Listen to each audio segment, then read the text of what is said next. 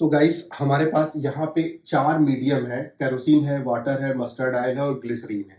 और हमें बताना क्या है?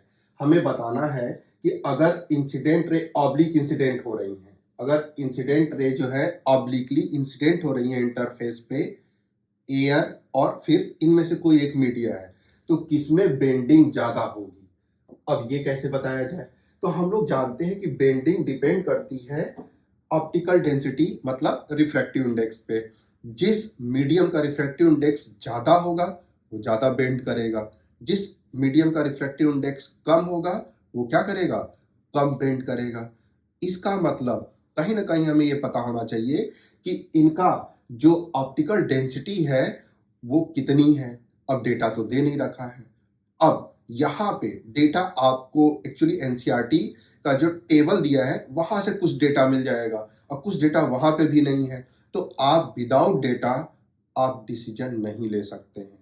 पहली बात, इसका मतलब कोई भी नहीं ले सकता है विदाउट डेटा कि हमारे पास अगर ऑप्टिकल डेंसिटी या रिफ्रैक्टिव इंडेक्स नहीं है तो हम लोग इस क्वेश्चन को नहीं कर सकते हैं।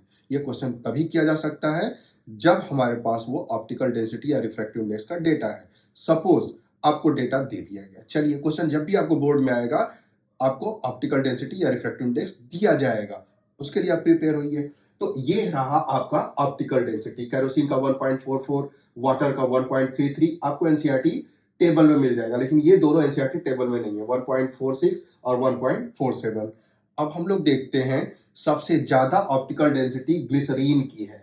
इसका मतलब ग्लिसरीन सबसे ज्यादा बेंड करेगा और सबसे कम किसकी है? सबसे कम है वाटर की, तो वाटर में सबसे कम बेंडिंग होगी, तो हमें तो मोस्ट बेंडिंग चाहिए। इसका मतलब ऑप्शन क्या हो गया आपका? Option D correct.